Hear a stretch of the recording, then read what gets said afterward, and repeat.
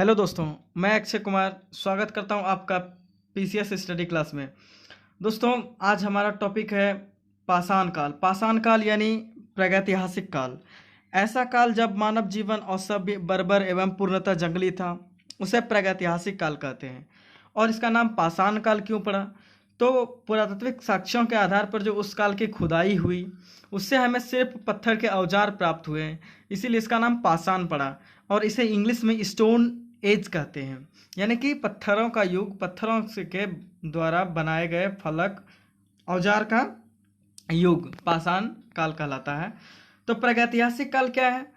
इस काल में कोई लिखित साक्ष्य उपलब्ध नहीं है। वैसा काल जिसमें कोई लिखित साक्ष्य उपलब्ध नहीं है, सिर्फ पुरातात्विक साक्ष्य ही उपलब्ध हो पाते हैं, ऐसे काल प्रागैतिहासिक काल या पाषाण काल कहलाते हैं।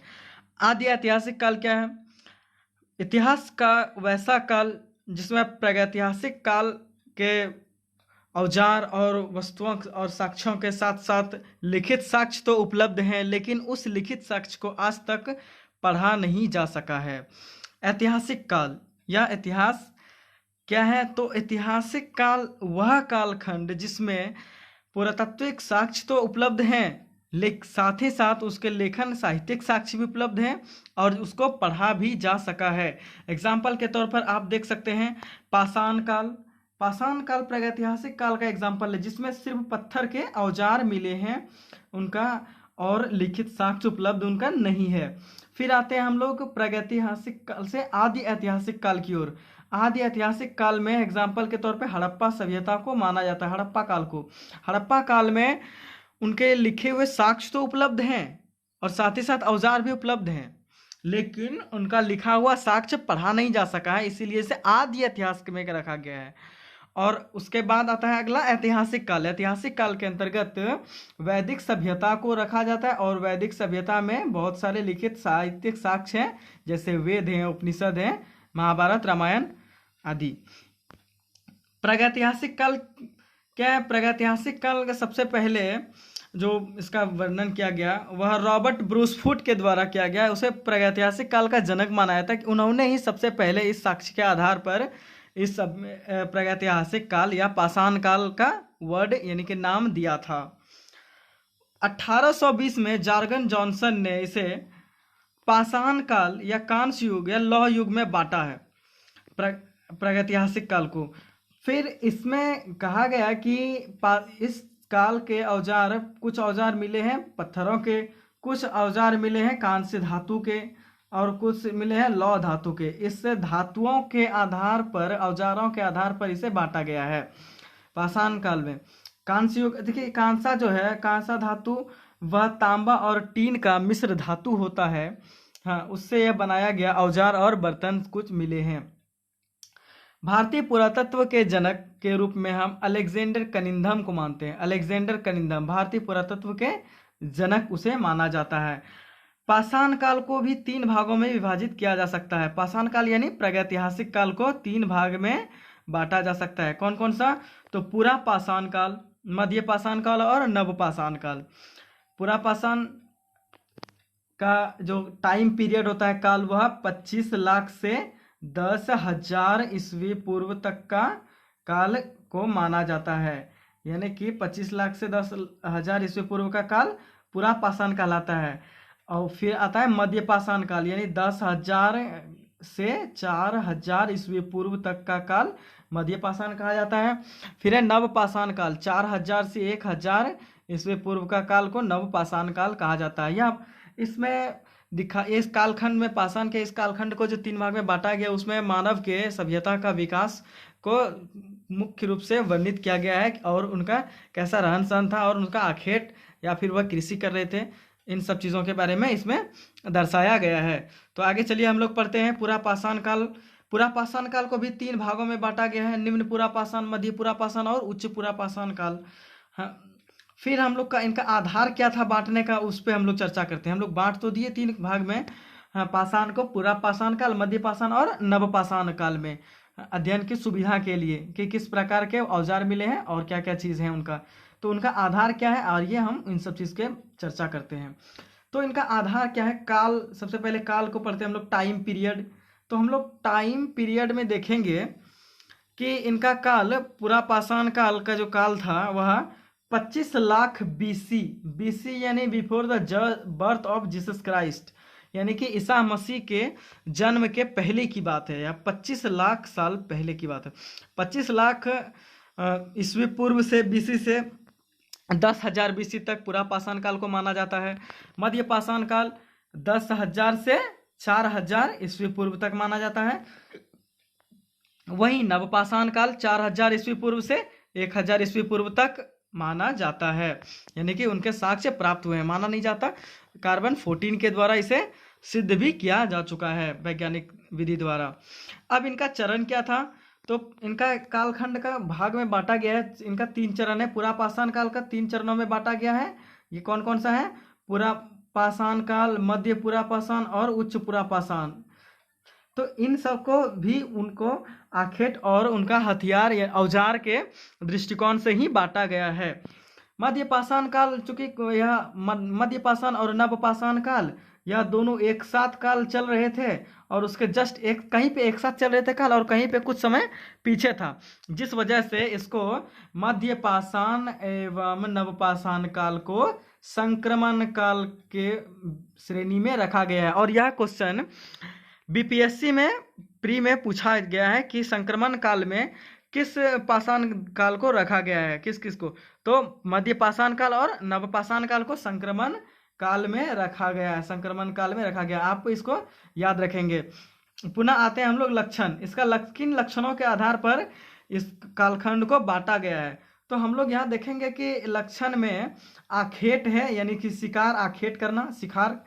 फिर है खाद्य संग्राहक के रूप में।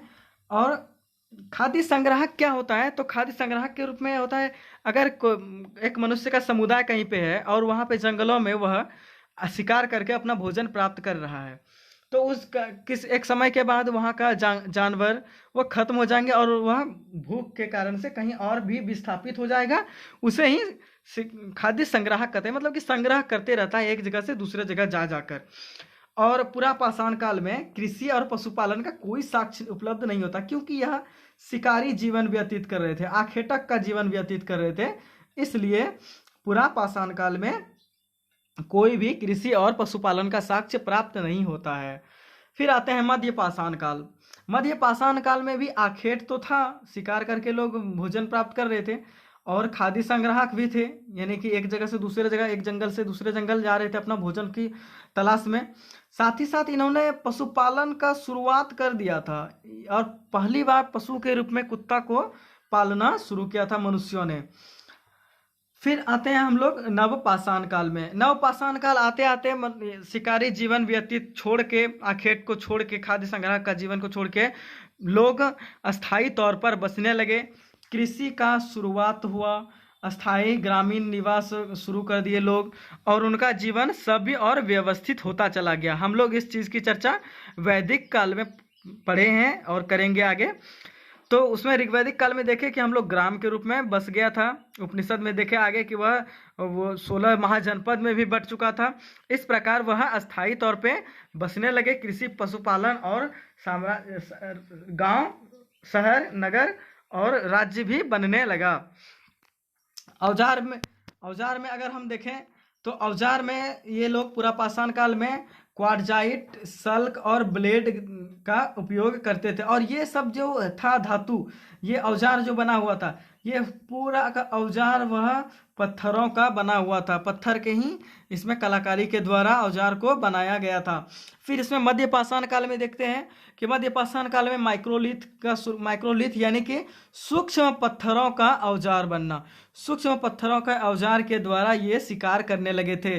पहले बड़ा बड़ा पत्थर रखता था, फिर उसका साइज छोटा किया ताकि मांस को काट सके, जानवरों का शिकार कर सके आसानी से। उसके लिए उन्होंने थोड़े छोटे पत्थर रखने लगे।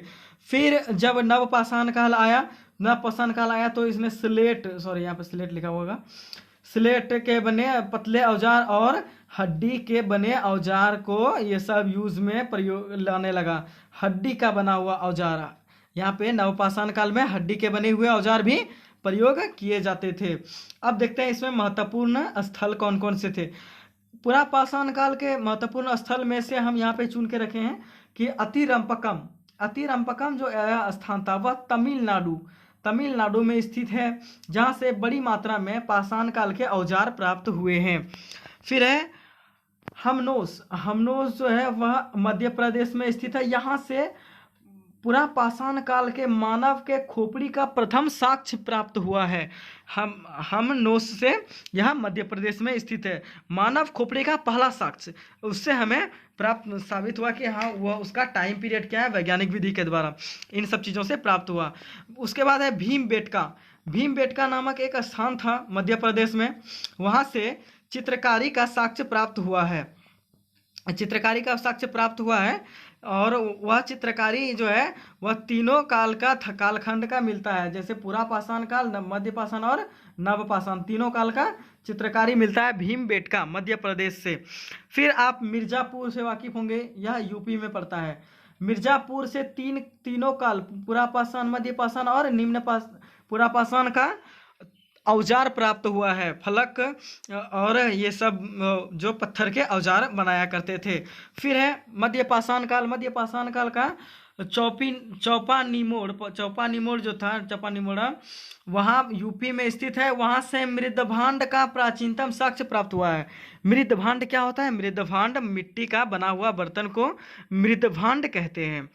फिर है सराय नाहर राय से भी यूपी में पड़ता है। यहाँ सराय नाहर राय से भी बहुत से पूरा पाषाण और मध्य पाषाण काल के अत्यधिक मात्रा में औजार साक्ष्य प्राप्त हुए हैं। और बागौर नामक स्थल राजस्थान में जो पड़ता है, वहाँ से भी मध्य पाषाण काल के औजार मिले हैं। और आदमगढ़ जो मध्य प्रदेश में पड़ता है, वहाँ से पशुपालन के साक्ष्य प्राप्त होते हैं। वहाँ से प्राप्त होते हैं आदमगढ़ जिला से, मध्य प्रदेश का आदमगढ़ जिला। फिर नव पाषाण काल में जो आते हैं उसमें बुर्ज होम जो है यह जम्मू कश्मीर में पड़ता है। कश्मीर में यहाँ से गड्ढा घर का आवास मिलता है, गर्तावास यानी कि गड्ढा घर। जमीन को खोद के जमीन के नीचे अंडरग्राउंड घर बनाने की कला को गर्तावास कहते हैं। और उस घर में नीचे उतरने के लिए सीढ़ियाँ भी बना हुआ था। और एक नवपाषाणिक स्थल जो है गुफकराल ये भी जम्मू कश्मीर में स्थित है। यहाँ से भी एक ऐसा कब्र मिला है जहाँ से मनुष्य के साथ साथ जानवरों को भी दफनाने की परंपरा थी, उससे पता चलता है। मनुष्य के साथ वहाँ पे कुत्ते बिल्लियों का भी साक्ष्य मिलता है कब्र से। इससे पता चलता है कि वो लोग मनुष्य कुत्तों का या बिल्लियों का पशुपालन शुरू कर दिए थे। चिरांद एकमात्र ऐसा बिहार में जगह है जहाँ से कि नवपाषाणिक स्थल का साक्ष्य प्राप्त हुआ है। चिरांद बिहार में। यह क्वेश्चन बहुत इंपॉर्टेंट है बिहार बीपीएससी के लिए, साथ ही साथ जेपीएससी के लिए भी। चिरांद बिहार से हिरण के हड्डी के उपकरण मिले हैं और पत्थर के भी बहुत सारे साक्ष्य उपकरण मिले हैं जिससे कि शिकार किया करते थे वे लोग। खेती का प्राचीनतम साक्ष्य जो है वह कोल्डी हवा जो कि यूपी में पड़ता है, वहां से चावल का प्राचीनतम साक्ष्य प्राप्त हुआ